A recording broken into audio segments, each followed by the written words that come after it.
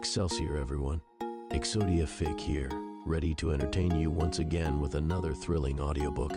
Today, we dive into what if Naruto met the return of Akasha Oneshot, a gripping one-shot that's sure to leave you on the edge of your seat. Before we jump in, don't forget to subscribe to the channel and hit that like button to show your support. Also, be sure to check the description for more details and to support the brilliant author behind this breathtaking masterpiece. Now, without further ado, let's begin. The morning's light blue yawn gradually unfolded from the east of the village hidden in the leaves, Konohagakure, flushing the previous dark blues of the long night into the ether. As the waning stars retreated with the dark blues, the burgeoning and brilliant sunlight, rising from the horizon, cut through the sky. It was a blinding light that swept all in golden, red, and yellow hues, a dazzling incandescent brilliance that flashed briefly like fire. The light was warm in its golden embrace of the village as it grew in the sky, brightening window panes and roofs, sparkling off teardrop dew that clung and fell from leaves, and evaporating the morning mist with a warm, gentle kiss. Further to the north, on a distant plateau that towered above the village, was the rugged mountain monument. It was striking in size, an absolute behemoth of a rock formation. The behemoth stretched across the north of the village, its rocky wall fenced evergreen trees of sugi and cedar in the wild forest. Atop the monument, facing the village, bearing the engraved four faces of Konoha's venerated four leaders of the past, were the Hokage. Sunlight glided up the peak of the mountain monument and splashed over their faces a striking golden brown. Their weathered, beaten faces were eroded by recurring seasonal gales that whipped and battered, but remained aglow in triumphant endurance of time. They bore through time and lasted despite the cracks war had carved into them. The carved faces appeared statuesque, holding a stoic silence of quiet dignity. Mouths and eyes detailed fierce determination.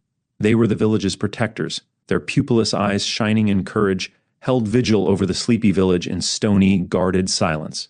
Underneath the rock monument sat the Hokage Tower, a three-storied administrative building. It was humble in appearance, stout at the bottom like a rounded bowl but thinning pencil-like toward the top, with red-painted walls and orange eaves that glistened fire underneath the sun. The village's early morning quietness was broken by the sound of awakening songbirds, where melodious chirps competed against the sound of a sleeping 14-year-old boy, whose uncouth snoring rivaled the cheeriest songbirds' chirps. From his open window, inside an old, tiered apartment complex in Konohagakure's residential downtown sector, the boy's snores rattled the walls and punctured the air in deep, noisy heaves. The sleeping boy, Naruto Uzumaki, was splayed across his messy bedding, his eyes closed in blissful slumber, and his hands stretched out and moving upward like climbing an invisible wall. His dream was one of adventure.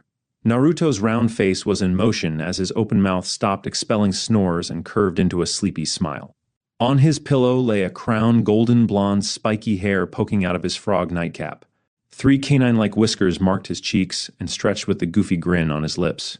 Exposed chest and abdominal muscles, toned and taut, bulged like small chiseled marble. Gleaming under the warm rays of sunlight from his open window, frog-patterned, loose pajama pants clung to his hips. A slight wind blew from the window, and he turned, dragging his bedsheets and blanket. They were twisted and turned as portions of the fabric pooled on his brown wooden floor. His bedding was not the only thing in disarray. In fact, Naruto's room was a walking disaster, filled with treacherous danger if one stepped uncarefully. Homemade booby traps of shuriken and kunai spotted the floor, their metallic steel bodies glinting dangerously from the sunlight. Clothes, trousers, and boxers, a lone green spandex suit, chainmail shirts and socks, soiled and clean, all were haphazardly piled like small mounds made by possums. Old ramen chopsticks and bowls added to the chaos, while scrolls upon scrolls were unfurled, blanketing what little wood they could. Books like Elemental Affinities, A Shinobi's Guide to Nature Transformation, Chakra Control Volume 1/7, an anthology, and Shinobi Tactics for Dummies that had been piled high to his dresser had teetered over. Spilling across the floor, another gentle breeze glided into the room with the swell of leaves. A curious leaf drifted in the air, the wind carrying its momentum, twirling and spinning, fluttering up and down, until it found its new home on Naruto's nose.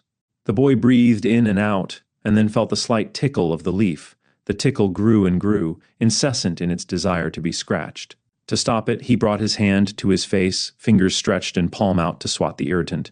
"Ow!" he shouted. He bolted up like a mousetrap in action. His hands grabbed his stinging nose, and he scrunched face as he curled over his stomach. Sleepily, he opened his ocean blue eyes on the thing that had been tickling his nose. A small green leaf was clutched in his right hand, its surface smooth and rubbery on his fingertips. He then stared at his wall, his eyes becoming lidded and sleepy. Naruto gave an audible sigh. "I was having an awesome dream," he managed sleepily, words slurred by the heaviness and lethargy in his voice. He yawned again, wide and loud, mouth stretching to the ceiling and floor. A thought rolled in his mind from the remnants of his dream. His slacked face transformed into one of excitement as he felt his cheeks heat up, red dusting them, growing bolder by the second. "I was so close to rescuing Sakura. Just one more second and—" He squealed as he fell back on his bed, falling into peals of laughter. In his dream, he traversed perilous dangers to rescue Sakura. He showed how cool he was, displayed his talented ninjutsu as he embarrassed Sasuke, his greatest rival. Sakura had been waiting for him from her captured cell above the bluff, guarded by enemy shinobi who thirsted for battle. Naruto met them with his fists, smashing them with heavy blows that could crack bricks. In a show of strength and shadow clones, one by one, he defeated them in a spectacular dance of flying fists and thundering kicks. He had just beaten the last enemy shinobi to a pulp, and opened Sakura's cell when that stupid leaf interrupted the moment where she had swung her arms around his neck, and her enticing and puckered lips a breath away from his. Ultimate fantasy, a dream he had of many, a wondrous kiss from his crush. He held the leaf to his face, a frown marring his features and a biting glare accompanied to intimidate the insignificant thing. It was all its fault. He grabbed the tip of the leaf with his other hand, prepared to rip it in shreds, but he paused as he looked at it. He gave an irritable and frustrated sigh, feeling his muscles slump in defeat. It would not do any good. It was just a dream. They were not reality until acted upon, and he deeply craved to act on it, despite, notwithstanding, the high possibilities of rejection.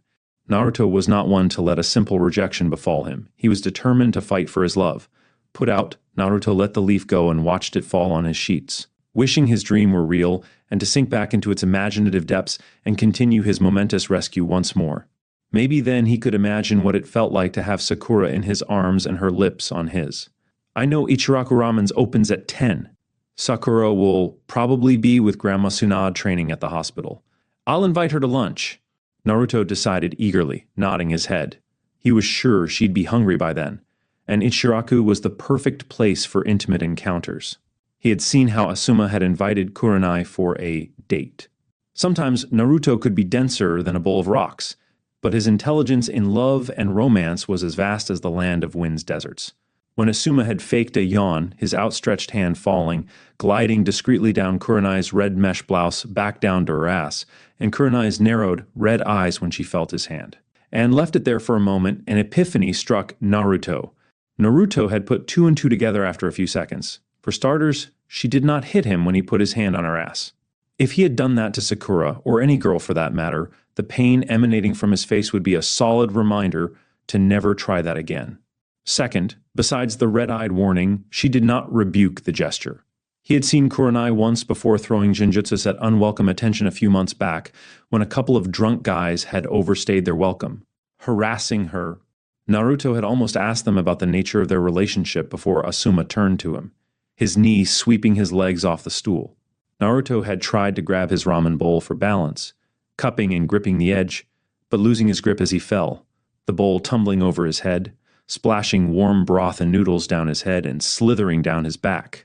Naruto absolutely loved the smell of pork ramen, its saltiness a delectable treat, but when it stained his clothes and dyed his hair, he had abstained from eating pork ramen for over a week. Asuma had offered an apology, saying it was an accident, but Naruto read his eyes, seeing through the lie. It was no accident. It was a warning. His black eyes had hardened to shiny, sharp stones. There was an edge to them that glinted.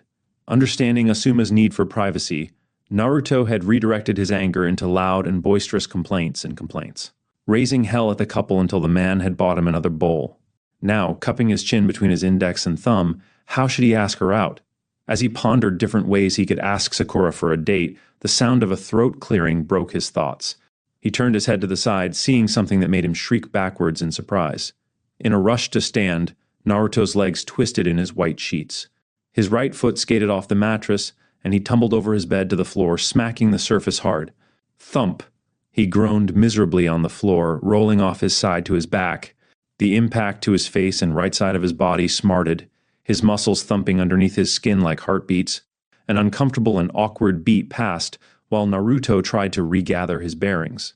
His anonymous visitor watched him silently, making no further move to speak nor engage. Naruto's cheeks and face burned red, imagining the person must have found the scene extremely funny or embarrassing. Then, ignoring his passing thoughts, Naruto exploded out of his covers and pointed a stricken finger at the intruder and shouted, "What are you doing here?" The figure crouched quietly on his windowsill. The figure's white porcelain bear mask tilted with their head. If they were any more still, they would have made a very good statue. A plait of black hair fell on their gray flak jacket, and their arm guards flashed golden from the sun, while her black pants and gloves dimmed in shadow. Exposed arms, back of the legs, and neck revealed lithe yet firm muscle. A female Anbu operative, Naruto thought curiously. Her mask's black and creepy eye holes drilled into Naruto, revealing nothing in their depths. She was silent for a moment, observing the energetic blonde's behavior like a curious cat atop a branch. The way she was crouched, Naruto felt she could spring at any moment and be at his throat, a kunai ready to sever his arteries. The Anbu black operators were known for their speed and tracking, a silent, omnipresent, amorphous shadow that melded to darkness. Their skills were bred for versatility and adaptation in all environments. They only emerged from the shadows at the beckoning of the Hokage when they were ready to capture or slay their target. Unlike right now, who Naruto presumed this person was sent on a task. He touched his neck. Indeed, his blood was still inside him and not spouting across his floor. Sometimes, the Hokages used these operators to ferry errands. They almost seemed like secretaries or messengers, deadly messengers. "Jenny Naruto Uzumaki," she spoke softly, her voice slightly muffled by her mask. "Lady Tsunade requests your presence at the Hokage Tower within 30 minutes. You are to pack for an extended mission and then head to the Hokage Administration Tower for briefing." In a swirl of leaves, the Anbu vanished into air. Naruto stared at the empty spot for a moment, his mind a daze of whirling, crisscrossing thoughts. As his thoughts slowed, organizing themselves into a queue for the picking, he recentered. The first thought he picked flooded him with such elation it coursed its way through his blood until finally it erupted in him. Naruto exploded in cheer and excitement. He leaped and punched the air with full-blooded enthusiasm that would have knocked out a grown man. He had been waiting for this opportune moment for over a year, and it had finally arrived. "Yeah, finally, about time. I get to leave the village," he exclaimed, jumping up and down, his cheers ringing in the air until a false misstep on one of his pink underwear caused his momentum to fall back. He landed on his back, his head thumping against his wooden floor. "Ouch!" he screamed, grabbing the back of his head and gritting his teeth. Through the beating pain that knocked behind his eyes found the ceiling. He was starting to see stars, and they orbited his field of vision in dizziness like the solar system. When the stars lessened to a few, he did a kip-up and landed solidly on the soles of his feet, knees slightly bent for balance. He looked around, feeling his stomach sink as his eyes widened at the disarray in front of him. His room was a disaster zone, worst it had been in a while. Usually, Naruto had his room well cleaned and organized, nothing out of place except a dust particle. He had found long ago coming back to a clean house from an extended mission was more palatable than the disaster left. It made him feel welcomed in an empty home, like someone was waiting for him. Now Naruto had no living parents or relatives. He was pretty sure he was the only Uzumaki left of his clan, and those that were alive somehow were scattered across the world. He was an orphan and had been on his own from the moment he was born. He had been raised in an orphanage with other orphaned youth from the previous shinobi wars when, until he was 5, the owners had kicked him out. They said it was his unruly behavior. They had justified with contempt and cruel smiles that he could not be controlled or disciplined, that his innocent pranks were terrorizing others. Naruto thought it was partly true and more exaggeration based on their dislike of him. He had been overzealous in his pranks on the other kids and adults, but they were practically harmless for the most part. The last prank he had played was his revenge, and the one that got him kicked out the orphanage. When he had dyed the owner's hair green after the man spanked him, Naruto thought it was justified. Plus, green looked better on his boring face. The man was brutal with his hands. Each spank felt like a fist to his ass cheek. Naruto had to smile and chuckle at the memory of his revenge. After a few years, the man could not remove the patches of dye from his scalp. Naruto had remembered once he had shaved it off thinking he could regrow his hair without the green. It turned out it was even more permanent than Naruto, and the owner had thought. Naruto had only wanted their attention. He wanted someone, anyone, to see him, and he was angry at the treatment of the other children compared to him. They were doted, given presents, and other good things. When they kicked him out was when the third Hokage had intervened. He had never seen the old man so angry, his black eyes swirling storms of fury. The third did not yell or scream like the owners. His mere presence cowed them to shrieking, cowardly rats. He spoke softly, so softly Naruto could not hear.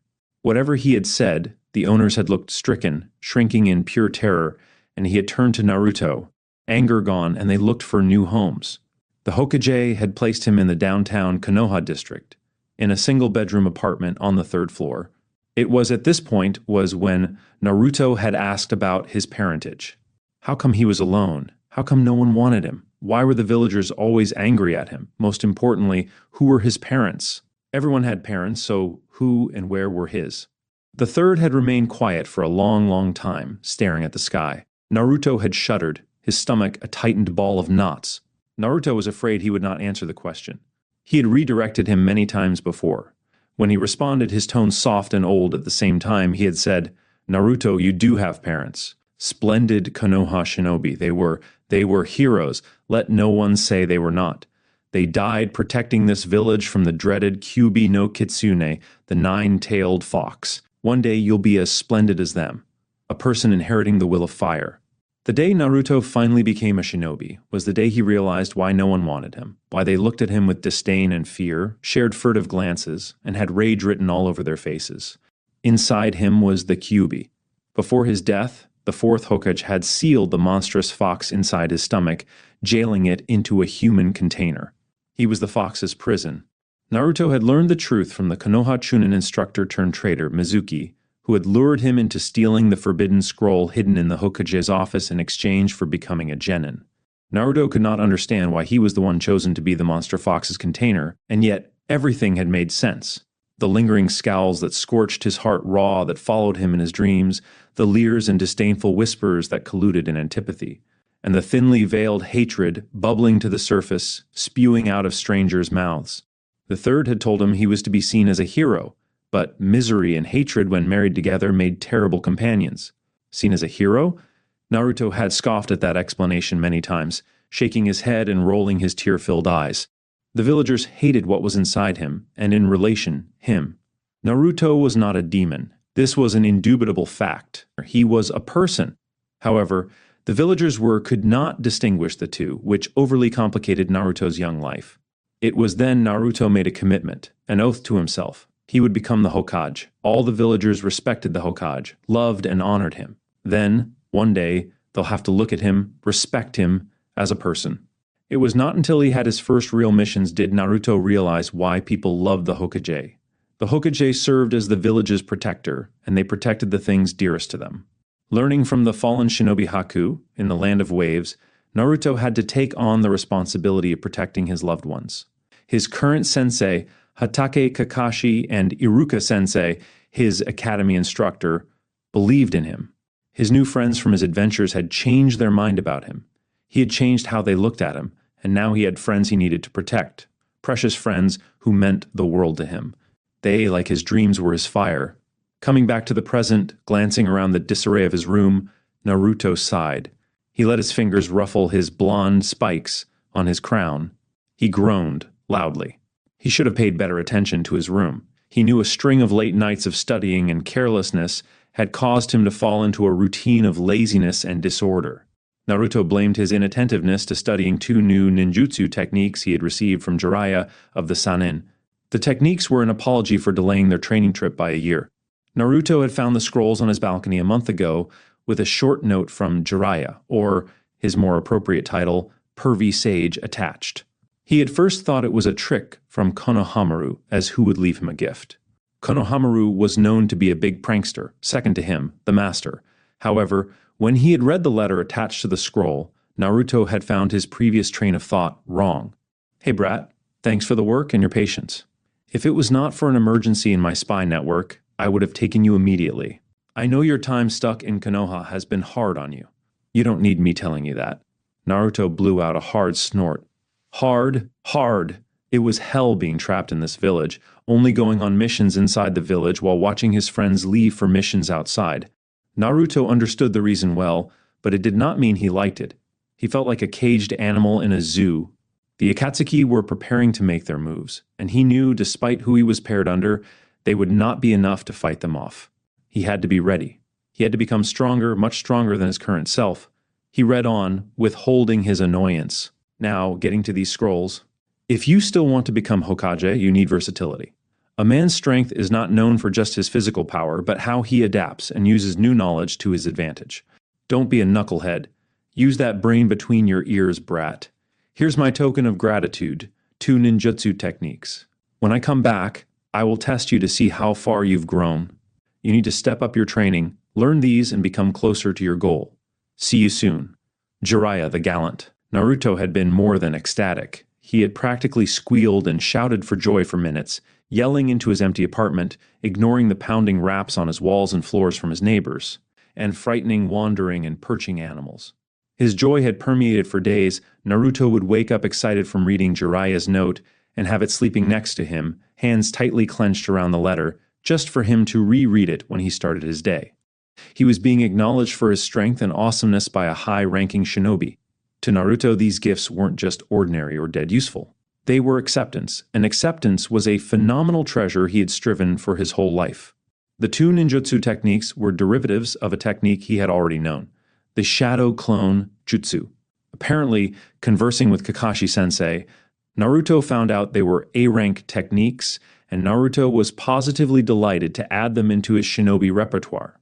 The first A-rank offensive technique was the Shadow Clone Explosion. The technique had a 0 to 5 meter blast radius when activated. Naruto had to be careful and had chosen to work at Training Ground 7 most of the time under Kakashi-sensei or Guy's supervision in Training Ground Guy. The jutsu involved manipulating and shaping chakra by supercharging it into a combustible element. The difficulty was not in making the clone, but shaping and supercharging the chakra by increasing its potency and strength. Naruto knew he carried an excess of chakra compared to his peers, and the fox's foul chakra that was sealed inside him, intermixed, only added to his humongous chakra reserves. Increasing his chakra was not hard. Like a swollen, rushing river during a flood, he could summon enormous amounts of chakra. Controlling the swollen floodwaters was difficult. And by that very nature, Naruto had one of the worst chakra controls of his class and of his 3-man genin team. He figured if he tried practicing in his household, he'd blow the whole residential complex to smithereens. Naruto did not think Gama-chan, his frog wallet, could afford to pay for the damages. He even doubted Grandma Tsunade would pay for the damage. He could see her yelling at him for being so reckless with ninjutsu. Naruto came to find that by doing chakra control, exercises had done wonders to manipulating the explosion. By that extension, using shadow clones increased his control, which were supplemented by meditation and mind concentration exercises. At first, he had found these exercises difficult, but the more he practiced, the more his results bore fruit. Almost blowing himself up at one point in his training and having half his hair fall out was worth the effort produced. Naruto sighed tiredly as he reminisced about that thought. He let his hand flow through his flowing golden locks. He was thankful it had all grown back. He had been the butt of many jokes from his friends to the point of ridicule and laughter. It was a nightmare. To his chagrin, even the Tokubetsu Jonin Ibiki had given him advice about going bald, including styling bandanas. Truthfully, Naruto loved the style, but he would never tell Ibiki that. Uruka-sensei and that pervert Abisu had suggested multiple leaves to use as focal points for chakra control exercises during a night out at Ichiraku's. Ramen stand, Iruka's treat of course, much to Naruto's and Ebisu's rapacious appetite. One leaf, usually, helped with concentration on a focal point and translated into greater focus and accuracy. It was an academy skill used for molding and directing chakra. Using multiple leaves with multiple shadow clones helped refine the technique and equally distribute chakra to different focal points, whether stabilizing, increasing, or decreasing power. The second technique had him head over heels. The Shuriken Clone Jutsu, a short to mid-range offensive technique created by the deceased Hiruzen Sarutobi, the professor, and the third Hokage. To be learning such a technique from a person that acknowledged him, that was now gone, nearly made him cry, and for Jiraiya to acknowledge it made Naruto fiercely devoted to mastering it. He had made it more than a mere goal to control this jutsu, It had become a personal investment for growth. He would inherit the old man's will. The shuriken clone technique involved making multiple copies of an inanimate object, which was supposed to be difficult in theory. Memorization of the shape and size of the weapons, its sharpness, was instrumental to producing the desired effect. For most shinobi, it was a struggle. It was even a struggle to produce more than 5 shadow clones.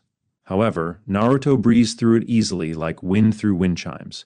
Through previous training and the creation of multiple shadow clones with multiple inanimate objects, Naruto came to master it quickly, much to Kakashi-sensei's surprise. He added the technique as another step towards his path of Hokage. He could not wait to try them out on an adversary in combat instead of shadow clones or his training partners. It would be a test on how to best utilize and counter his jutsus against well-trained and different shinobi in actual and fierce combat.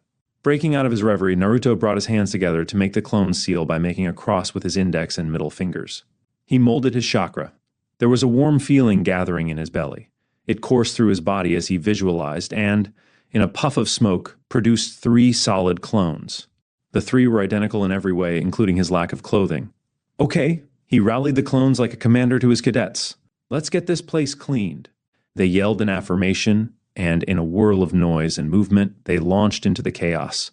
One clone ran to the mess of clothes, another quickly gathered the prone shuriken and kunai and garbage, and the last one started furling rolls of scrolls.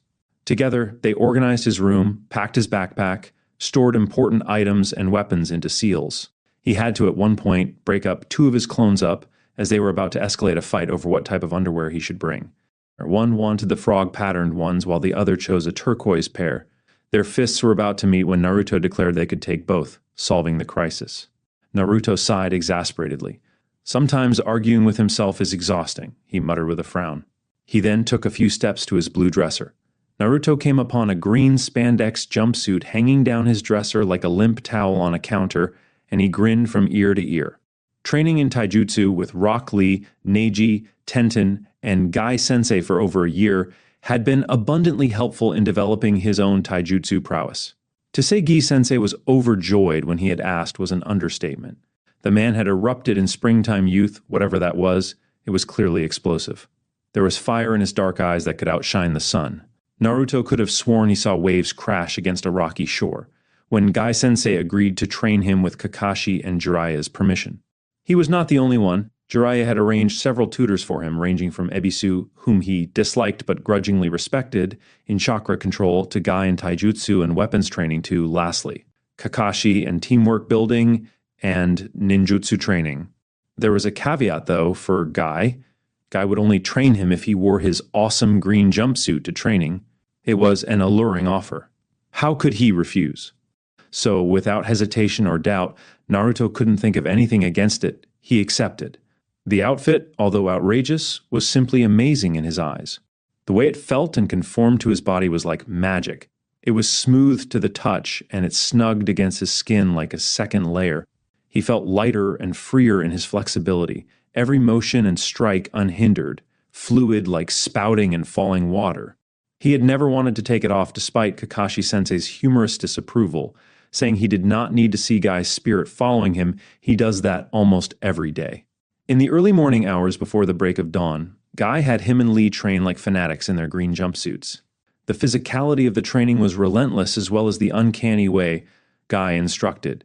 Innumerable runs, countless push-ups and sit-ups that fatigued the muscles into constant cramps, squats that burned the legs until they were numb, finger push-ups that clamped the hands shut into stones, weighted training that anchored and dragged the body down, bag training that ripped skin raw and bruised knuckles blue and black, swimming exercises that had him saved from drowning more times than he could remember when his muscles spasmed and cramped and he sank beneath the river, sparring matches that had Naruto lose more times than he could count against Neji and Rock Lee, and wooden dummy training for reflexes that left his arms aching afterwards. All of it was to a fast-paced tempo of the spirit and effervescence of youth Guy had exclaimed while coaching them. Weapons training was even harder. He was used to fighting with kunai and shuriken. He did not find swords as appealing as to his fists. Who needed a sword, really? But when he saw Sasuke started carrying a sword, he knew his hands were not enough. And he had to find ways in counteracting sword strikes with his kunai. It was a brutal year-long program, but Naruto persevered, grumbling and groaning all the way like any good shinobi. All good ninjas groaned and bemoaned at high-intensity training. Even Sasuke was not above it, and that kid trained like crazy. There were exceptions. Rock Lee and Might Guy were the two exceptions. They were workout fanatics. They thrived in high-intensity workouts. Even by shinobi standards, they were freaks of nature, willing to take on any task, beat it to ground, and then ask for more. One would think they were machoistic for pain with how much they took pleasure in their sore muscles and fatigued bodies. At least, they made motivation tangible, even if motivation wanted to run away from them, as they tended to abuse it generously. Naruto had found it funny that Guy-sensei demanded more from him than Kakashi. When Naruto had carelessly brought that up, Guy had simply smirked and said, "Kakashi, my eternal rival, has his own methods of training. He specializes in team dynamics to fulfill missions, but judging from your performances in the Chunin exam, and I don't mean to sound harsh, Naruto, your teammate, Sasuke Uchiha, reminds me of a young Kakashi. Talent in all the right places. Kakashi must have noticed their similarities and attempted to reach him through this. Thus, your taijutsu failed to meet expectations, especially against Neji from what I've heard despite your win. As such, the taijutsu gap between you and Sasuke widened considerably. Luckily," and Gi-sensei laughed loudly and smiled brightly with a thumbs up, "you sought me, the beautiful green beast of youth to further your martial arts. With the fires of youth inside me, I, Might Guy, will inflame your inner youth into a firestorm of passion." Nice. Naruto had been starry-eyed by the speech. He had hung on to every word like each word was a prize meant to be celebrated and worshipped. Someone as strong as Kakashi was willing to train him? His excitement had grown until he could no longer contain it anymore and boisterously called for Guy to bring it. Guy, nodding at his passion, gifted him the green jumpsuit, and without a second thought, knowing this was another path to Hokage, Naruto had dived into it. Naruto was not disappointed with the training. He found working with Guy and Lee through extension of his rehabilitation more than worth it. Sasuke preferred to train alone or with Kakashi and would seldomly spar with him, which became more brutal with each session they fought when he had agreed to fight. Infrequent bouts had made Naruto irritable. Sasuke had taken on more missions that left Naruto and Sakura to be grouped with other Konoha genin and even some Chunin. For Sakura, she had explained she had far better things to do, and he usually found her in the wings of Grandma Tsunade and Shizune, with Ino, or fruitlessly trying to attract Sasuke. It was isolating for Naruto. He had been on a three-man team, which he considered his closest family, for a while, and it seemed everyone was busy doing something else these days. No one seemed to have time for him or be with him, but Guy and Lee found time despite their priorities to their own team and occasionally Kakashi, and he was forever grateful for them. The techniques he had gained and the knowledge as a fighter, instead of recklessly throwing a punch against an opponent, was as invaluable as any teamwork exercise. Guy set him straight, and with Lee's encouragement, they vigorously worked towards their goals. Scrap after scrap, from one bloody knuckle to another, Naruto pushed past his limits. He kept pushing. There were goals he needed to make reality. Jumping back to the present, he looked around his newly organized and clean room. Nodding to himself at a work well done, he dispelled the clones into a puff of smoke. A strange feeling overcame Naruto, and he closed his eyes as memories from the clones transferred to him. His thoughts froze as information burrowed into every crevice of his mind. His frozen thoughts eased, and he breathed a sigh of relief. The feeling of memories and thoughts racing into his head was uncomfortable. It was a strange feeling he would never fully get used to. He had in the past never paid much attention, his mind more focused on what was at hand than the new thoughts percolating at the corners of his mind. He would have wished Jiraiya or Kakashi told him about it first. It would have saved him time from embarrassing himself. Kakashi had told him this was the Shadow Clone Jutsu's true purpose, besides supplementing forces, was to gather intelligence about enemy shinobi's movements, techniques, and formulate countermeasures.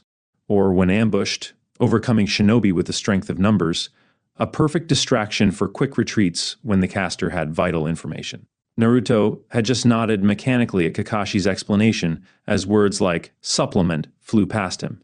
He intuitively got the idea for the use of shadow clones, but big words were never his forte. He was a practical fighter, and gauging the limits, if there were any, came from application in training and against an enemy fighter. Next, Naruto zoomed to the bathroom to brush his teeth, took a quick and shockingly cold shower, and dressed himself in his most beloved new jumpsuit, bestowed to him by Jiraiya before he left on his year trip. His clothes never ceased to amaze him on how they stood out in a world where these types of occupations prize natural colors to blend into an environment. It further emphasized how awesome he was towards other shinobi. He grinned at that. He was a large, conspicuous target that could evade notice at moment's glance. He wore a black uniform jacket with a high collar and bright orange zipper over his chainmail shirt. Konoha's red whirlpool symbol claimed the center of his back. The sleeves were rolled up to his toned biceps. Orange pants ran down his legs, and black booted sandals dressed his feet. White bands wrapped around his left thigh where a shuriken holster sat, snootily tucked against his side. Sitting behind his lower back, touching his butt, were 2 shuriken and kunai pouches. Comparatively, it was a lot different than his orange jumpsuit. The feel, the way it moved, but Naruto found reasons to adore it. He still stood out, just not like orange paint in a natural-colored room. He could say, really, he looked like a professional shinobi, a person ready to actualize his dreams. He liked the way he looked, and people looked at him differently because of it. The villagers, although growing slightly warmer to him after the Chunin exams, watched him with confused looks. They would scratch their heads, mutter his name aloud when they saw him. Some villagers wore perplexed expressions, their eyes and tensed faces at war between 2 battles of thought. What they thought of him previously and their current train of thoughts now. Perhaps for a long time, they thought him a joke of a shinobi, wearing bright colors to stand out, and this was true for Naruto, and attributed that to his less than stellar skills. However, Naruto in his new shinobi wear looked less loud. There was a warmth radiating from him, blossoming from his newfound confidence that made them spellbound. His confidence shook their faith in their preconceived conceptions. Naruto moved to his dresser where his Konohagakure shinobi forehead protector lay. Glinting in the sunlight, he looked at it in open reverence. He still could not believe how his life had changed when Iruka had given him his Konoha forehead protector, the symbolic initiation of becoming a ranked shinobi of Konoha's forces. Naruto's finger glided across Iruka's metal plate, feeling the cool touch of the cold metal, the engraved Triska leaf contouring to his index finger as it trailed through it. Taking the black cloth in both hands, he strapped it to his forehead, covering his swinging bangs. Seeing his resolute reflection, he gave a large, cocky grin, bent down to take his backpack, dashed out the door, locked it, and then took to the roofs with a mighty jump.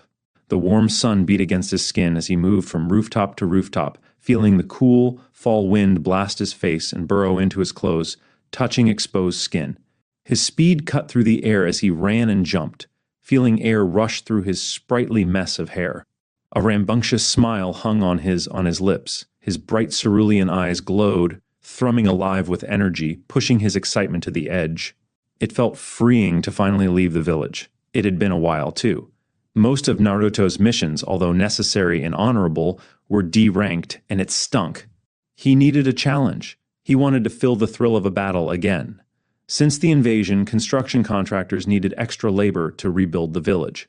He'd been handed mission after mission that involved construction and repair and needed labor around Konoha proper. So much had been damaged during the invasion that all shinobi were activated and contracted on extended missions outside the village, especially Chunin and Jonin ninja. He was grateful that Guy and his other teachers had trained him during the year, otherwise he would have died from boredom. In no time, he reached the age-old tiered Hokage Tower.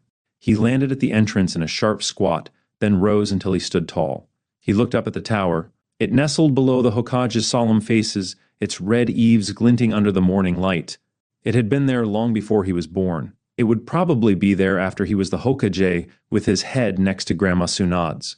Smiling to himself, Naruto ran inside, passing ambling administrators in his haste, who dove to the sides and clung to the white walls as he swept past them in a blur of speed. He climbed the winding stairs until he reached the Hokage's office doors. The sugi tree doors stood tall and varnished, gleaming under the lighting from the ceiling. 2 Anbu guarded lurked by both sides of the large door, standing motionless as statues.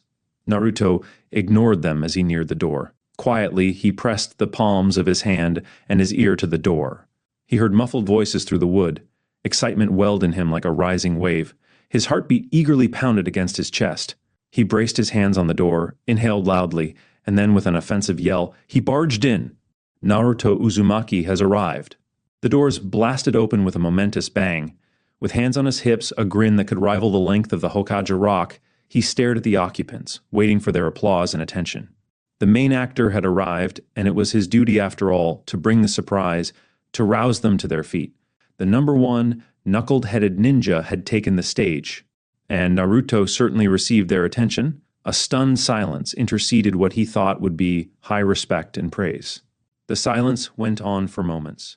8 pairs of eyes stared at him, each a mixture of emotions that ranged from elation to embarrassed annoyance. "Oh my gosh," a female voice sighed, instantly catching Naruto's attention. His ears twitched at her voice, and his eyes found her immediately beside the Hokage's desk. He felt his cheeks burn and ears grow hot. He swallowed thickly as he drank in the person of the voice. He could still remember her warmth, from his dream. Sakura Haruno was as beautiful as ever. She was a goddess in Naruto's eyes, a glowing pink goddess. Her cherry blossom hair cascaded and danced down her neck to her shoulders and was held tight by a red-clothed forehead protector. Her hair was a deep pink that illuminated her peach skin. Her curtain bangs fell past her neck, framing the sides of her face, her pert nose and pink full lips. Large pools of mint green eyes, enclosed by a forest of long pink lashes, framed her heart-shaped face. She wore a red cheongsam top with white piping that ran down the middle and ended at black shorts underneath a short gray apron skirt. 2 pouches sat on her waist. Her shoulders were bare, toned, and a sea of smoothness that ended at an island of gray that were her elbow protectors. Black gloves dressed her hands as low heel, knee-high boots fell short of her kneecaps. "Sakura!" Naruto called out excitedly. Naruto was so excited to see her, he had missed how she had initially rolled her eyes at his entrance and chose pointedly to ignore how her black-gloved hand covered her face. Just seeing her there amplified the wonder in the room. When she removed her hand, a small smile had curved at the edge of her lips. They twitched, lips opened to say something, when another, more boisterous and louder voice interrupted. "Naruto, I can see the fires of youth rage inside you this morning. Yosh, I can feel your spirit burn brightly," declared the familiar and boisterous voice of Rock Lee. Naruto's eyes shot to him. Lee gave him a brilliant white smile and a thumbs up. His shiny black bowl cut swayed with his outstretched hands. Naruto could have sworn he saw his white teeth sparkle like a winking star. Rock Lee's spirited camaraderie only bolstered Naruto's boldness as his determined countenance turned into a splitting grin. Naruto at times called him fuzzy eyebrows because his black brows were so thick and large and fuzzy. The way they bounced reminded him of scrunching black caterpillars as they connected in thought. They wiggled like they had a life of their own. Lee sported a dark green jumpsuit with his red leaf forehead protector wrapped around his waist like a belt. A beige weapons pouch attached to his waist. Orange leg warmers hid heavy ankle weights for training and conditioning. On his right leg were white bindings and a kunai holster.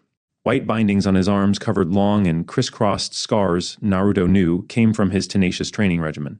A red backpack was strapped to his shoulders. Gazing at Lee, Naruto could not help but feel slightly confused about his appearance. His lack of crutches or braces gave Naruto pause, and then Naruto shouted, "You're here, fuzzy brows? Are you sure you are healed up? I know it's only been a year, but still." Rock Lee nodded vigorously, and his dark eyes brightened, perhaps too brightly, like they were alight with brilliant fire. "Yes, that is correct, Naruto. I am feeling much better now that I have received my final medical check from Lady Tsunade a few months ago. The flames of youth have a wash over me, and I feel reinvigorated to continue my shinobi duties," he proclaimed proudly. Happiness enveloped Naruto. He grinned at Lee, cheeks stretching like an elastic band until they were taut and full. He knew how hard it was after Gaara of the Desert's crushing blow to Lee during the Chunin exam. The boy was left with no hope, his shinobi dreams shattered into millions of pieces, his life destined to live in a wheelchair permanently. Watching how a strong shinobi fell, and to a person Naruto considered a friend, in his bout against Gaara's bloodlust, was heart-wrenching. But nothing was impossible with Grandma Tsunade's help, and in the aftermath, as Naruto gazed at Lee's healed body, he could not hide his joy he felt for the boy. "That's right, Naruto," Sakura added with a cute nod. "Lady Tsunade and I were there when she gave him permission. He's good to go." "Really, Sakura? Ha! That is so awesome," Naruto remarked, and Lee gave a matching smile. They fist-bumped each other and laughed. "This mission is going to be great." Naruto's face then took on a deep frown, his joy vanishing into the air.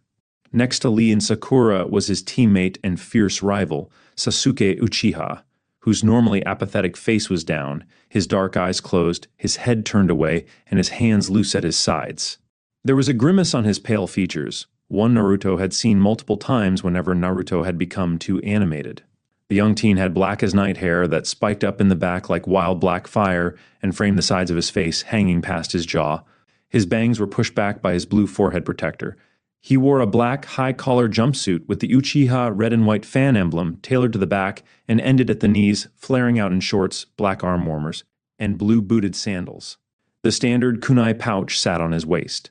Unlike Naruto, white bands were wrapped to his left thigh where his kunai holster was strapped. Black bands slithered around his legs and ended at his blue-booted sandals. A large shokuto straight sword was strapped to his waist in a black sheath. Its onyx scabbard was as dark as Sasuke's eyes. Naruto's eyes trailed down to Sasuke's last clothing accessory, lingering. His stomach tightened. Indignation and adoration warred inside his belly. One of them was going to win, and Naruto had a feeling, despite adoration having indignation in a chokehold. That indignation would not be cowed or surrender. The most horrible thing on Sasuke that made Naruto want to pull out his eyes, something he could barely stop his ever-growing frustration, was a Chunin flak jacket over his black jumpsuit. Sasuke seemed smug in it, a picture of arrogance, like he was the most important person in the office. Naruto felt it was undeserved. He was the one who should have been wearing it. Sasuke had gotten it after the Chunin exam, a promotion guaranteed by the deceased third Hokage and the Konoha Jonin watching the event, Kakashi had said. Well, it was part of the reason. He had said there was a mission Sasuke partook in that was successfully handled 4 months after the Chunin exam. An A-ranked mission under the direction of Tsunade. Naruto remembered Sasuke had been injured then and spent some quality time in the hospital. It came to be later he was promoted to the rank of Chunin. It was unfair, completely unfair. How did Sasuke qualify for an A-ranked mission and he did not? He was capable too, right? Naruto had grumbled for over a week about it, fuming and whining. It was the physical difference now between Naruto and Sasuke on the Shinobi Road, and Naruto couldn't help but see the chasm. He was going to catch up no matter what. Sasuke better believe he was coming for that ass. No chasm was long enough nor deep enough to stop him from getting to the other side. I'll get there in no time, Sasuke. Believe it, he declared to himself. It was a promise he was counting on fulfilling since his training with his teachers. He would become stronger. He had to catch up to him. Naruto forced his eyes away and on to the next person. The last teen, slouching beside Tsunade's desk behind Sakura, was Shikamaru Nara. He wore a small smile on his usually bored face. He had an ovular face and black hair tied into a ponytail that resembled a pineapple. His beady black eyes stared at Naruto, limp and muted in energy. He almost looked like he had just awakened from a nap. Shikamaru, too, wore a Chunin green flak jacket over a short-sleeved gray jacket with green-edged sleeves and the rudimentary Nara clan symbol on the back, under a green-lined mesh armor t-shirt. Brown pants dressed his legs, a pair of his clan's traditional silver hoop earrings gleamed, and a blue forehead protector fastened around his left arm. On his right leg were white bindings with a kunai holster and a weapons pouch attached to his waist. Inwardly, Naruto seethed. He was jealous of Shikamaru's Chunin status too, happy of course for his friend, but jealously was the ugly monster that reared its head and growled in his belly. The green flak jacket made Shikamaru seem more important than his nonchalant self, just like Sasuke, although his bored look and slouching shoulders ruined the appeal. He looked like he would rather be somewhere else, perhaps, as Naruto knew, doing something lazy like staring at amorphous clouds and taking long naps. As he looked over at his fellow shinobi, there was one thing lingering on his mind, one thing that he could not stay silent at, and he had to let him know. Naruto gave Sasuke a withering glare, and feeling the heat of the glare, Sasuke's black eyes moved to him, his face expressionless but eyes annoyed. The sight of him made Naruto's belly stir in protest and annoyance. Naruto let the stare continue for a moment before exploding. Why is he here? I'm more than enough for this mission. Ah, not again, Naruto. Just when we finally have a mission together. Sakura groaned loudly, patting her head. Naruto pointed a finger at Sasuke accusingly.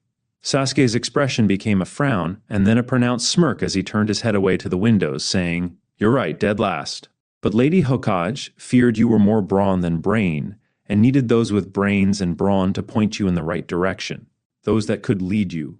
Sasuke then trailed a finger down his flak jacket as emphasis. Naruto got the message immediately, and his insides burned at the slight. He was going to show Sasuke who's boss soon enough. Naruto smirked. Oh yeah, Sasuke, we'll see, challenged Naruto, placing his hands on his hips. The two teens stared, challenging each other, lightning flashing between their eyes. The pent-up indignation vanished in Naruto's belly, supplanted by warmth and friendship. Honestly, it felt good to let out some steam for Naruto, and it looked like Sasuke was enjoying it as well, his smirk softening somewhat.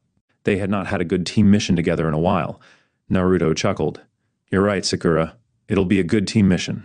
Team 7 back again, baby, ready to take on the world." Sakura smiled while Shikamaru chipped in. "Hey now, don't forget about us. It'll be troublesome to be left out on the team. We're not here to be mere statues." "Shikamaru is right. We are not just here for support, but assets to the mission. Don't forget about us," chimed Rock Lee, fire dancing in his eyes. "This beautiful green beast of Konoha is a whirlwind of passion." Naruto was about to eject another comment when a slam thundered in the room. Naruto and his fellow ninja flinched at the noise and turned to its origin. A glaring Grandma Tsunade sat behind the Hokage's desk, her open hand palming the desk and the other balled.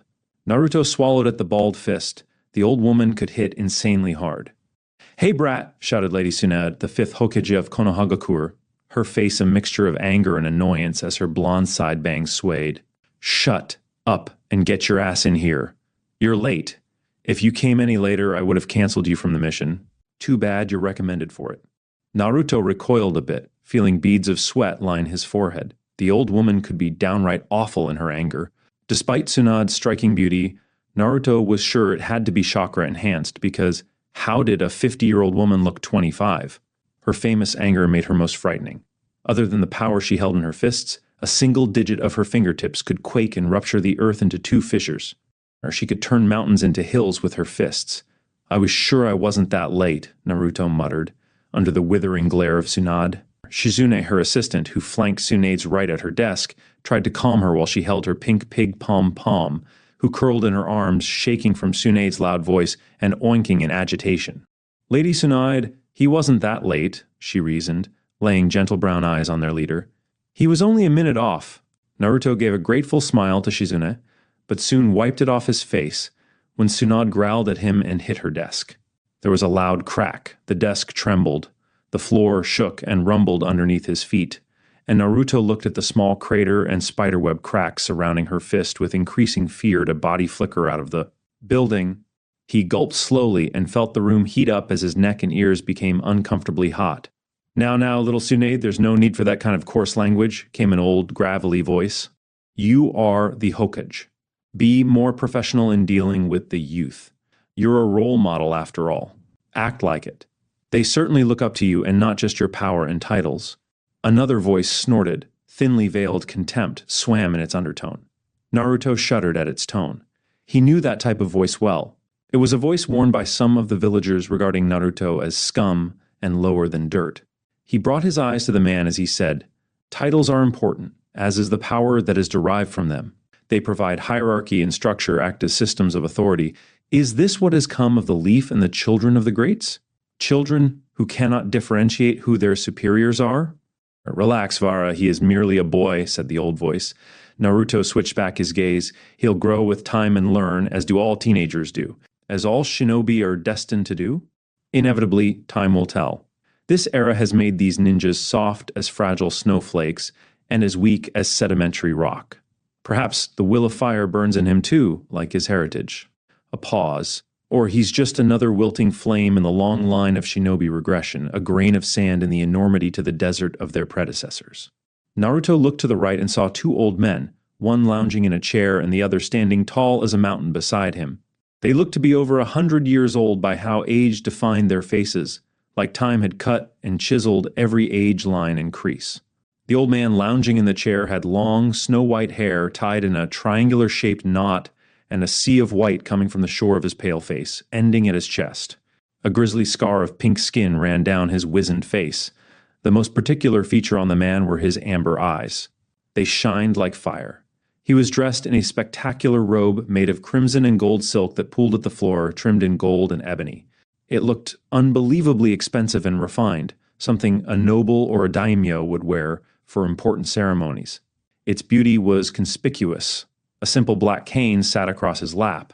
He turned his amber eyes on Naruto, and he swiftly gulped. There was something powerful in that stare. It was potent and piercing. It made him uncomfortable for a moment, like he was evaluating his soul. A chill crawled down his spine and settled in his stomach, churning it. The stare creeped Naruto. The other old man contrasted sharply with his ornate crimson-robed colleague. He was by far darker in complexion and clothing. Naruto had never seen skin so golden brown, filled with waves of wrinkles clashing against a blooming white facial beard that was sharply trimmed, the edges sharp as the tip of a kunai. Two thick whiskers curled above his lip, hiding razor-thin lips. His white hair cascaded down his neck and lay on his black-clothed shoulders like newly powdered snow on black soil. His clothes. They too did not look like a shinobi. They seemed unnatural, different, decadent. They had an air of a nobleman, an aristocrat from the court of the daimyo. A midnight black coat, sleek and shiny, adorned with silver pipping around the collars and folds, enveloped his body, fitting tightly to his chest and then fluttering out into a skirt that cut off at the knees. Stitched in the middle of the coat's chest, in silver pipping, was a circle with a closed counterclockwise spiral triskel that looked like Konohagakuri's leaf symbol, and below it a broken lemniscate that closed at the ends, like cut ribbon. When Naruto looked into his eyes, violet shards of ice stared back, pronounced. They were harsh and cold, searing and wintry. War looked back at Naruto. A war of ages, a chasm of battles and hardships, a life of tumult were locked behind those violet shards. Naruto swallowed deeply again. His fingers fidgeted at the hem of his pants. His freaky eyes are freaking me out. They're so cold, so demanding. It feels like he wants the world to bend to him, to his will. There's so much anger and pain lurking in there. It makes my skin crawl. Using this to his advantage and pushing the fear away to the back of his mind, Naruto took a few steps toward them, summoned his courage from his ocean of bravery, pointed an accusing finger at the two old men, and barked to Tsunade, "Who are these old men?" Silence came first, shocked and stunned. Then, followed closely after, was a chorus of sighs and groans at the heels of silence. The sound twitched Naruto's ears, and he could not find the reasoning in it. Why were they so upset? The violet-eyed old man closed his eyes, hung and shook his head, and murmured, "Ridiculous." "Naruto," Sakura sighed once, "you really don't know?" The old man with amber eyes crinkled his wrinkly lips into a smile and laughed thunderously. It was the kind of laugh that could be felt and was somehow utterly contagious. Naruto, who had been squinting suspiciously at the two men, looked sheepishly at the amber-eyed man. His laughter had caught him off guard. "Little Tsunade, he's just as impudent as you were at his age," the old man said. "Like Jiraiya. A hotman if I ever did see one. A lot of fire in that one, I'm sure. My word, how times have changed and remain the same. The fires of youth will always kindle. Hashirama and Minato would have been proud of you, boy." "Subjective," Vera said, violet shards lingering on Naruto, their tips keeping him on edge. Tsunade blushed and muttered something behind her green sleeve. Naruto blinked. He blinked again, registering what the old man had said. It was revealing, and he could not believe it. "You knew the first and fourth Hokage?" he exclaimed excitedly, grinning from ear to ear. The old man laughed louder. When his laugh subsided into chuckles, he said, "We did. Yes, we did." The old man gave Vara a fond look. Vera did not return it. Eyes still targeting Naruto, narrowed.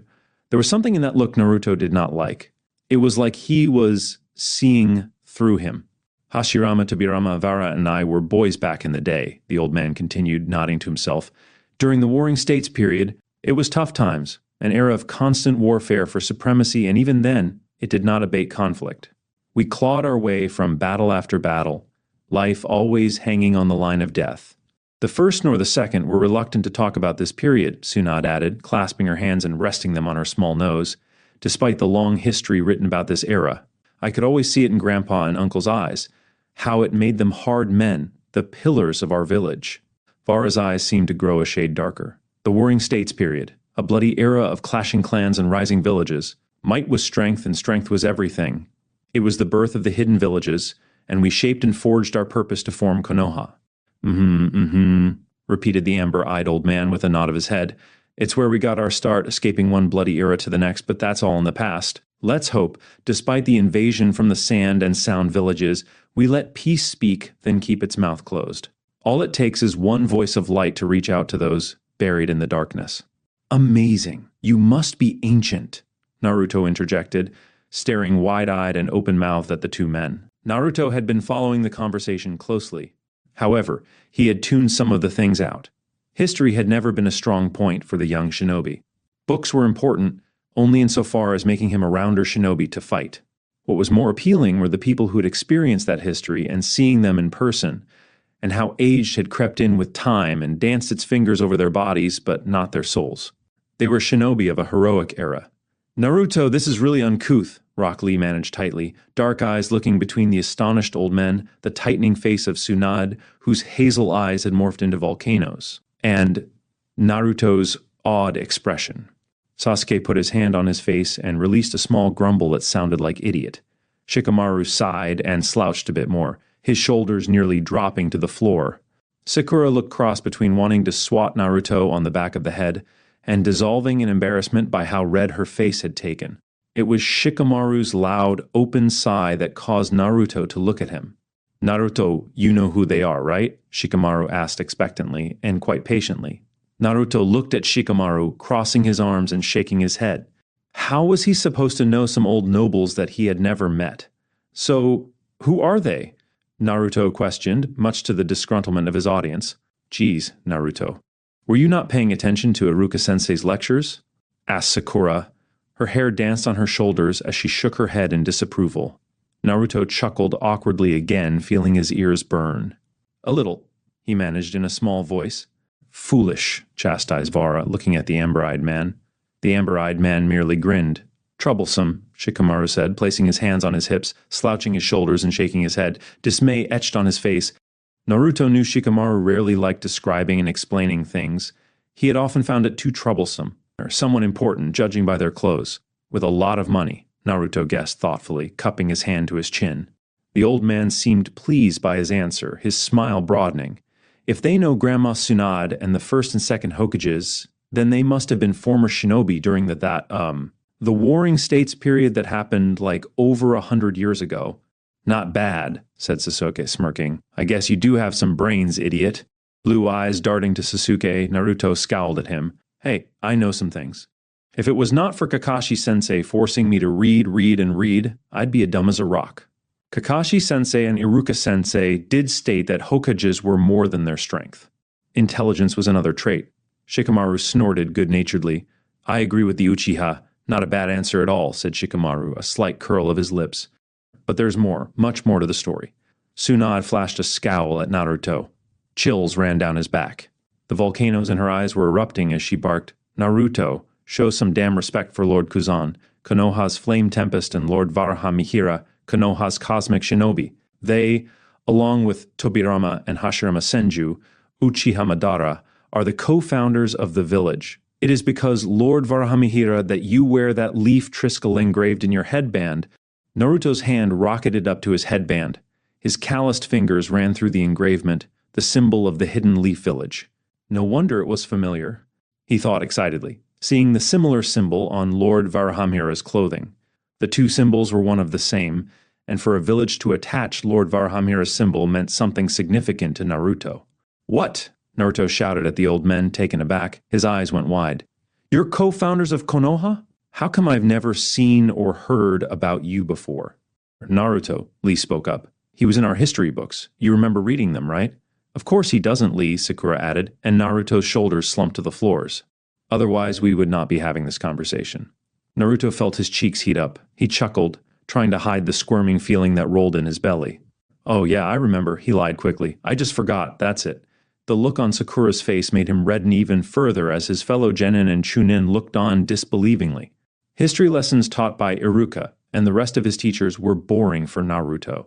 In the academy, he had spent long hours as Iruka droned on and on about useless Konoha history, something that never seemed to spark interest for Naruto as he did not retain any information. He could barely remember much of Konoha's history as he found sleeping preferable or ditching class or both. The lessons went in one ear and out the other. It was not like remembering history mattered, right? Lord Varahamihira looked at the scene dispassionately, choosing to focus on Tsunade. Lord Kuzan gave Naruto a friendly nod and turned his attention to Tsunade. Let's start, little Tsunade. History lessons can wait. Tsunade, ignoring Naruto's embarrassment, comported herself and gave the teens a measuring look, her hazel eyes solidifying into steel. I've called you 5 here for an escorting mission. Your mission is to escort Lord Kuzan and Lord Varahamihira back to their home. They have specifically requested you 5 for this mission, with 1 more foreign ninja joining you along the way. Foreign shinobi? Naruto muttered under his breath. He wondered, out of the hidden villages, who would be tasked in accompanying them? This, Tsunade said carefully, is an A-ranked mission. With the sums of money they're paying, this could be transformed into an S rank, although I'm not expecting much danger with where you're going. Chunin Shikamaru Nara will head the mission, with Sasuke Uchiha as deputy. You will defer to Shikamaru and his instruction. Hearing this, Naruto pushed his chest out, Sasuke stood up straighter, Lee gave a boisterous, "Yosh!" Sakura gave a determined nod as she pulled her glove, and Shikamaru imperceptibly tilted his head to the side, dark eyes narrowing at the old men. To Naruto, the old men must have heard about his past accomplishments. To specifically request him made him feel proud. He was finally getting the recognition he deserved. An A2S rank mission. Naruto gasped in delight at the news. This news was magnificent. I knew you would recognize my talent. I guess that Hokage hat will be sitting on my head soon, Grandma. Don't be getting too comfortable in that seat. I'll be in it in no time. Tsunade rolled her eyes, but a small smile belied a warmness as she lifted her blonde eyebrow at Naruto. Spotting this, Naruto smiled even harder.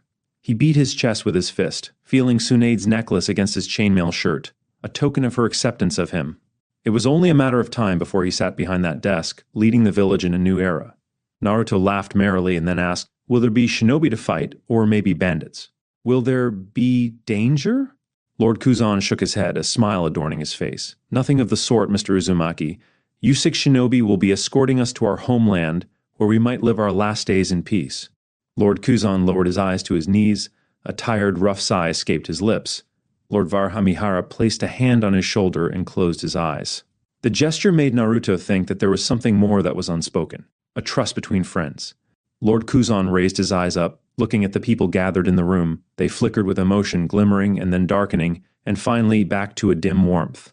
I've done my best here, Lord Kuzan continued, and I see the seeds, spectacular seeds Hashirama, Madara, Varahamihira, Tobarama, and I have planted, nourished by love and community, sprout, unearthing from the soft soil and meeting the sun fearlessly into beautiful evergreen trees. Slowly, his hand rose from his knees, his pointer finger sweeping the young boys and falling still on Naruto. The will of fire continues in you, burns in you. You all hold the Hotman's spirit. The enthusiasm drained from the room like turning off a light switch. Naruto's prideful countenance dimmed at the admission. He wants to die? Naruto thought worriedly, looking at the man, really looking at him. Lord Kuzan did indeed look frail inside his beautiful robe and tired, as if he endured countless hardships. There seemed to be a heaviness in his eyes that Naruto had skipped on first observation. Suddenly, and it with great force, he felt sad for the man and his burdens. Even Lord Varhamihira's closed eyes had crinkled, tightening, like his grip on his Lord Kuzan's shoulder. The only danger I can foresee is the one not known, said Lord Kuzan softly, chuckling. And the one not known is the worst-case scenario. The dangers we see with our eyes never tells the true or full story, which is why we must remain vigilant and guard our hearts from those willing to deceive them. Guard our hearts from those willing to deceive them, Naruto pondered thoughtfully. Naruto had remembered he had opened his heart multiple times to people, only for them to stomp and spit on it. He remembered Mizuki's cruel eyes and snarl after he had betrayed Naruto. Naruto tightened his fists into stones. A small silence descended, but, surprisingly, it was Shikamaru who broke it. There's always instances where what we see may not tell the whole story. Keeping a cautious eye and an open mind can make sense of complicated problems and situations. We should have noticed this when the hidden village in the sand and sound invaded, that something was afoot. Aptly said, boy, Lord Varhamihira commended, eyes still closed, nodding his head towards Shikamaru.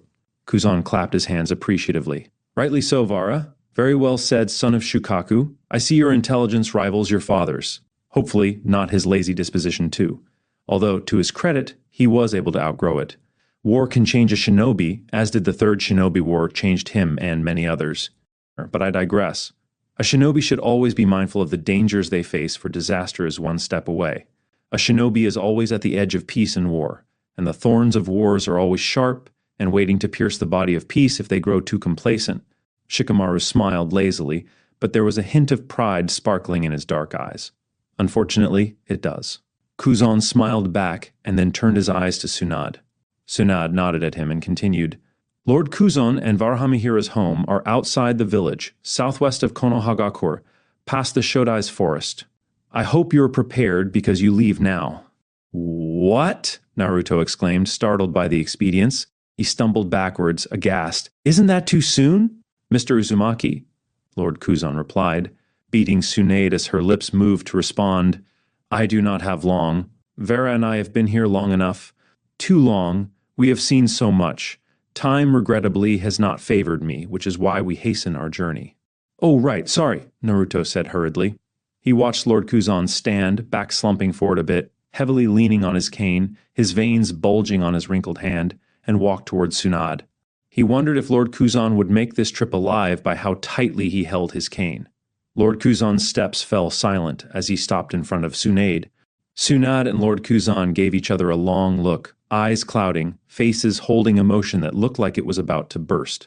It happened in an instant. Tsunade had swung her arms around Kuzan's frame, and Kuzan pulled her into him. Naruto watched Tsunade's strong image partially fold as she buried her head into the crook of his neck.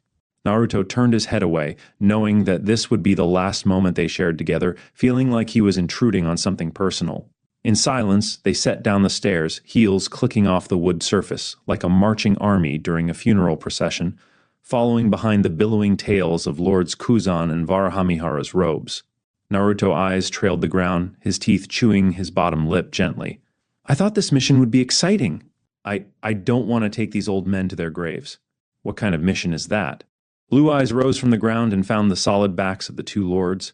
Despite the suffocating gloom that had accompanied them in the Hokage's office, the two lords towered above the young shinobi, their backs erect and proud. The gloom had evaded them, for they seemed impenetrable. Naruto sighed and moved forward of the group, next to Sasuke and Sakura. The boy did not seem to notice him, eyes glued to the two lords and the vast ocean blue sky, despite Sakura trying and failing to engage in conversation. "Say, Sasuke, can you believe it? We're on a mission leading to their deaths. I thought this mission would be more exciting, you know? Not this." Sasuke did not say anything for a moment. "It's a mission," Sasuke's deep voice rumbled. "We have to fulfill all missions to the best of our ability, and it's not like we can reject it. We were chosen for this mission, but I'm unsure of the reason." Sasuke's black eyes hovered over Lord Kuzan's back. "Why us?" Naruto felt the same way. He was unsure of their selections, but who was he to say? They must have looked at his combat records too and found them most pleasing. Pride swelled within him as a smile stretched his lips. He was getting to be a top shinobi after all. "Hey, we must be awesome shinobi. They probably wanted us." "Use your head, Naruto," Sasuke whispered intently, narrowing his eyes. "For the amount they're paying for such a low-risk mission, something's not right. It's just—" Sasuke paused suddenly. "It's just," Naruto continued, only for Sasuke to elbow him gently. He was about to retort harshly when he saw that they had stopped. The Konoha's main gate loomed over them, towering above and as high as the trees. The village gate guards, Kotetsu and Izumo, flanked the gates. Kotetsu waved his hand lazily at their approach, a smile dancing on his bandaged face, while Izuma merely smiled. Reserved cheer lighted their faces. They did not look like their usual enthusiastic selves. In fact, Naruto had never seen them like this at all. Their brown eyes were dim, and their smiles restrained. "Lord Kuzan and Varahamihara, where are you headed off to now?" asked Izumo. His eyes did an obvious sweep of their group. "And with 5, notable shinobi no less? Another morning stroll around the village, eh? Are you sure you should be going anywhere? You might hurt yourselves," joked Kotetsu lightly. Lord Varahamihara harumphed. The insolence. "These wonderful shinobi are helping us head back home," Lord Kuzan said, emphasizing the teens with his hand. Naruto and his teammates nodded at the acknowledgement. There was a chorus of ohs from the two guards. "Y'all, I hope you treat these two right. They're our national treasure," Kotetsu said proudly. "Best of luck." The two then genuflected to the two lords as the gates groaned open. The shinobi contingent walked through the large gates. For some reason, as he passed by these gates one too many times, this time they seemed to be moving heavily, as if they were carrying a great weight. As they made way past the doors, Naruto looked back, watching the doors close with an emphatic bang, trembling his ears. Tree leaves shook at the tops as birds scattered into the sky scared off from the sound. They left into the forested path. Innumerable trees thrived in the Land of Fire. Compared to most places Naruto had been in, the Land of Fire was the one he knew had robust foliage decorating her land. A grand wall of green, red, orange, and yellow splendor of trees were the group's companions. their branches lush with autumn leaves. Summer had come and gone, and autumn had taken its place with a shocking array of color. Naruto's eyes were briefly captivated by how colorful leaves slowly peeled off their branches when a slight brush of wind came and were swept in its cool current, floating beyond he could see. The scent of pine, maple, and soil drifted in his nose, and the flourish of the soft wind relaxed him. After an hour-long walk, they reached a fork in the path, one leading to the west and another to the east. "Our destination is towards the west, young shinobi," Kuzan said, pointing to the right. Lord Kuzan had said their journey would be quick, and Naruto had grumbled a little at that. He wished for more adventure. He wanted more freedom to travel the land of fire. He looked side to side, listening to the sounds of the forest, checking for anything unusual that may hint at enemy ninjas or bandits. Any sign of damaged leaves or branches, footprints off the trail in the grass, or unusual puddles. Naruto had remembered in his first mission to Wave Country. Large puddles indicated enemy shinobi if the weather had not rained for a while. Naruto's lips curved upward into a smile. That had been his second real battle. He had been naive then, remarkably so that he became a burden than a benefit on the mission. The demon brothers, Chunin-leveled shinobi under the order of Zabuza, the demon of the hidden mist, had exploded from the puddle to ambush their client and kill Kakashi. Naruto had been so frightened that all his shinobi training, all those years in the academy, had disappeared in seconds. I was scared out my mind. He was petrified, frozen in terror that he might die. He had stood there while Sasuke had acted faster than he could react, where Sakura had moved, placing herself between one of the demon brothers and the client. Naruto had failed to protect the client, had failed to live up to his ninja duties. The shinobi world had become real. Danger was inescapable to the life of a shinobi, and life never more precious, never more futile, since it could be erased in an instant. He had vowed never again would he freeze up. That was his ninja way, to push through his fear, through any obstacle that would stand in his way. It was a vow, an oath, made and committed in blood. And so, he stayed committed to that oath, taking the lead in their formation. They were in line formation. Naruto was first defense because of his shadow clones. Sasuke trailed behind him as a mid-range defense. Shikamaru next. Taking stock of the situation, Sakura protected the front of Lord Kuzan and Varahamihara, while Rock Lee took the rear. Naruto had been psyched since he held an important role. The first line of defense saw fighting first, and everything depended on him to not let enemies through. Naruto would valiantly fight whoever stood in their way. They would fall to the legendary might of his shadow clones and his fists. If enemies breached his line of defense, then Sasuke would follow in second, providing mid-range attacks to keep the enemies out of reach. However, what he had expected of this mission soon became a bore. 3 hours had passed in relative silence. Besides random passers-by of traders and travelers, merchants and their families who waved respectively at them, nothing out of sort happened. There were no praying shinobi, no bandits or thieves hiding in the trees laying in wait to pounce. The only form of conflict, or rather entertainment, was 2 squirrels wrestling over a nut. They stopped for lunch along the road and then continued until the sky was blotted by orange and purple with the creeping dark blue of night bleeding through. Going off the edge of the road, the group settled in a small clearing huddled by a gathering of vibrant yellow and red-leaved trees. Shikamaru ordered Naruto to collect kindling for a fire, Sasuke to produce the basic traps in case of enemy shinobi, then proceed to ground lookout, Sakura to take aerial lookout in a tree, and for Lee to hunt. "No need for hunting," said Lord Kuzan, a hand staying their movement. He took his bag and pulled out a scroll.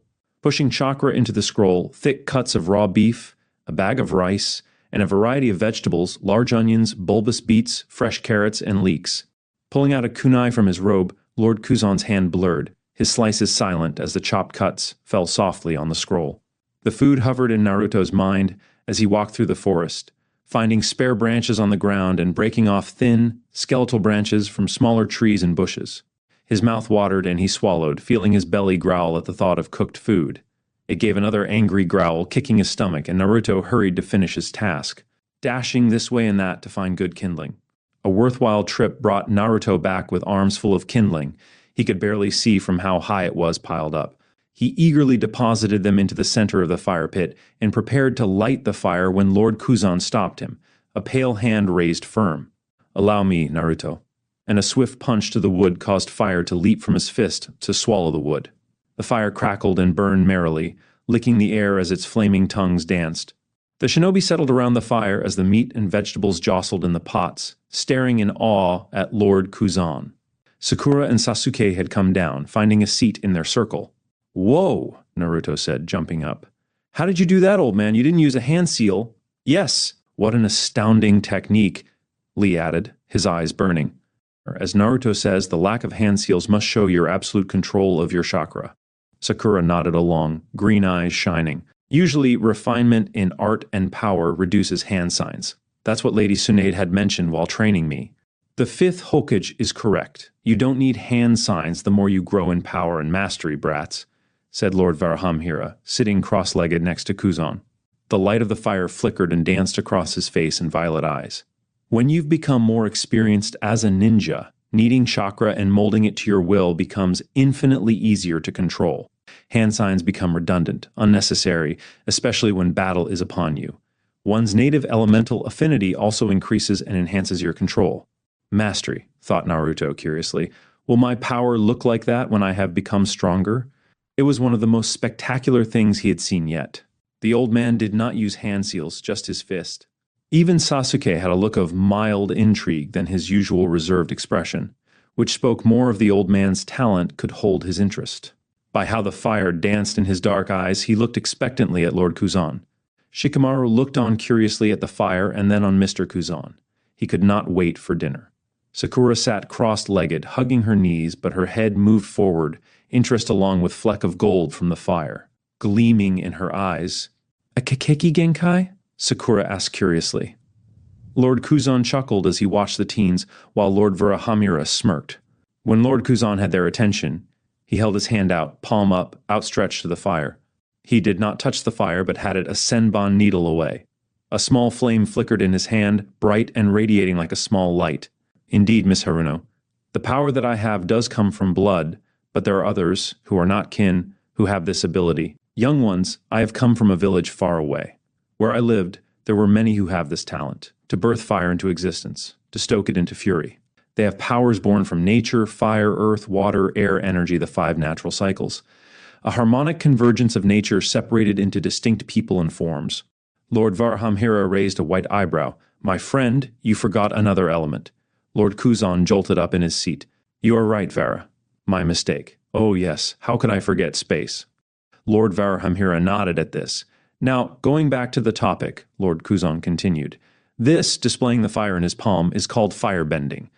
The small flame continued to flicker and dance in his palm. Naruto watched in wonder, simply mesmerized.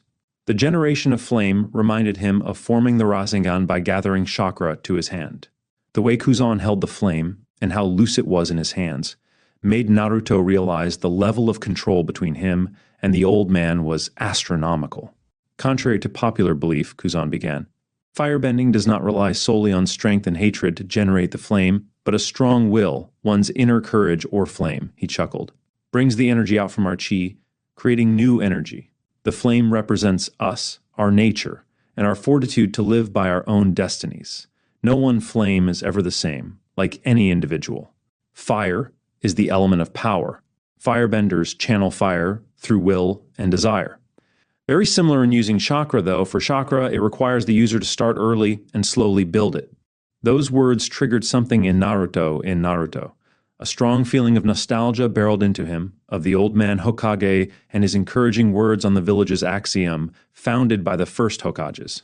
The will of fire, Konoha's oath of integrity, to protect those they cherished, the village and her people, and for Naruto, his promises. Fire was their strength and their courage.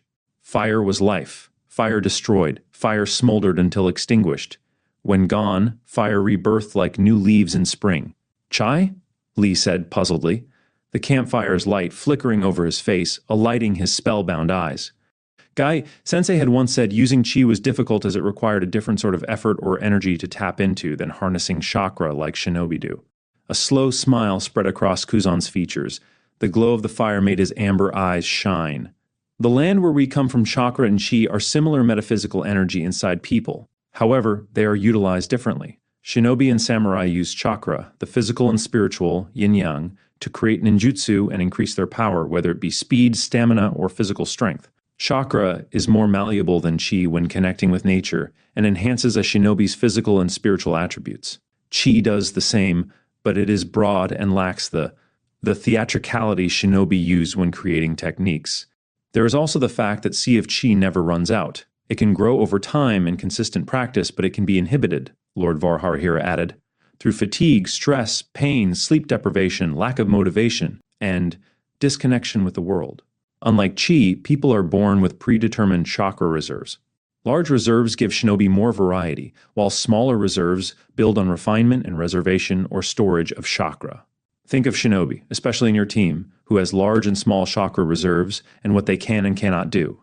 Naruto turned inward, thinking, then his eyes landed on Sakura. Come on, remember, what did Kakashi-sensei say in the Land of Waves? What did he say? Oh, yeah. He said I have large chakra reserves, and Sasuke has a decent size compared to Sakura, but out of all three of us, Sakura had better control. It was in the Land of Waves, where a recovering Kakashi-sensei was teaching them tree-walking exercises, did Naruto realize how much chakra he fully had. Walking up vertical trees had been extremely difficult in comparison to Sakura, who had infinitely smaller reserves, but better control and refinement. Every time Naruto would mold chakra and coat his feet, he would only get so far. He had to learn to manage how much power he was expelling and control it. What in the world? Sasuke muttered, breaking Naruto from thoughts and recentering his attention to the conversation. Naruto turned to him, finding crimson, glowing eyes in place of dark ones. Sasuke's eyes were narrowed, centered on Lord Kuzan. Lord Kuzan carefully brought his eyes onto the Sasuke, a soft smile on his wizened face. And Uchiha's eyes are the gateway to many things supernatural, Lord Varhamira stated, narrowing his eyes on Sasuke, as is the Byakugan. Sasuke squinted, red eyes lingering on the statement and on Lord Varhamira's face. He said nothing in return, though Naruto could see he probably had something on his mind. When Sasuke's gaze lingers, complexity and questions wrestle in his mind. It was Sasuke's form of silent engagement. What do you see, boy? Lord Kuzan asked, his tone curious, towards Sasuke. It is, Sasuke remarked. It's something rather different. I have never seen someone with this type of color. Lord Kuzan looked satisfied with that answer as he waited for Sasuke to continue. Deactivating his Sharingan, his fierce crimson eyes dimmed to black. Sasuke said, most shinobi have a blue-colored base chakra network, but Sasuke seemed to hesitate as if in a daze. Lord Kuzan's smile encouraged him, and he continued, it is different. Inside the stomach, where we mold unrefined chakra, is the key to our power. Lord Kuzan has two distinct chakra network systems, all centered within the sea of chakra, the stomach, one red and one blue. Sasuke's eyes shifted over to Naruto for a second, before refocusing on Lord Kuzan as the man nodded. Naruto tensed. He laid a hand on his stomach, gripping the fabric and his flesh. He felt distinctly uncomfortable, and he was again reminded of his burden. Firebenders inherit a red-colored chi, Lord Kuzan spoke. Red is the color of passion and heat, a means of success and good fortune. My chakra system, naturally, is blue. When mixed with my chi as one, it becomes purple. Naturally, when chi and chakra combine, two rivers of energy form into one grand confluence, thus increasing a shinobi's natural elemental affinity dramatically. Mr. Kuzan brought his hand holding the dancing flame of above his head to the sky. The tiny flame grew large and surged upward. It howled triumphantly when the flame touched the sky. The heat from the flame's intensity pressed against Naruto's skin. His clothes became an oven, droplets of sweat gathered at his forehead and wetted his cheeks. The heat was rising and his face stung. The enraged torrent climbed higher into the heavens as it speared upward. A few moments passed, and Lord Kuzan lessened the flame until it was extinguished into hundreds of burning red embers that vanished before meeting the ground. Naruto had to smile at display. It was an impressive demonstration of power and control. Kuzan gazed at them, moving his head slowly to each boy. Yes, fire is a bringer of life, a natural occurrence in the world. My chi does not run out or reach low and deadly levels like chakra. It simply grows with age, experience, and practice. It is a well that always replenishes an energy that is always available when I need to draw upon it. Yet humans are fragile things, capable of creating the phenomenal and falling when endurance has reached its peak. A long, wrinkly, warm smile enveloped Kuzan's face, in contrast to the closed and impassive face of his partners. Now, hurry up and eat, and then sleep, ushered Lord Kuzan to the food. We still have a way ahead of us. As Naruto lay in his sleeping bag, eyes on the ocean of stars and nebulae, appetite satiated, He pondered over Lord Kuzan's words. As the man told his story, there was a wistfulness not lost on Naruto for the past. The man seemed to have a distant look when he talked about his people and their unique powers. Even that old goat of an old man, Lord Varaharamira's sharp eyes had softened to blunt daggers. This chi he talked about sounded amazing, a power that never ran out. Naruto wondered what it would be like to use it, to wield it like Kuzan. Naruto envisioned himself shrouded by flames, a vortex of flame in one hand and his Rasengan in the other. He looked like the definition of cool, and he couldn't stop the smile from settling and spreading on his lips. Naruto also wondered what Kuzan's people were like. What did his land look like? He had no awareness of the outside villages and countries past those he traveled on missions, the land of waves, the land of snow, the land of tea, and many villages within the land of fire. Were they shinobi too? Did they have villages and dreams like him? Naruto turned on his side, eyes facing the dying pit of the fire. Threads of smoke were illuminated by blinking red embers. Warmth remained, despite the tingling in his cheeks from Fall's cool kiss. He closed his eyes. He wondered if he would meet people like Lord Kuzan, who controlled the elements in different and diverse ways than chakra. He wondered and wondered until his eyes fell shut and sleep quietly drifted him to dreams of bending the elements and a land filled with odd spirits. When darkness had come for Naruto was when a cold, crimson, elliptical eye opened, and a deep chuckle rumbled before falling to silence.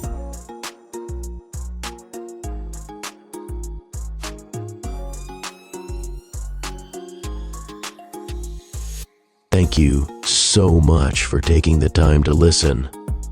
I truly appreciate your support. If you enjoyed this content and want to see more, don't forget to hit that subscribe button and stay tuned for future updates. Your support means the world to me.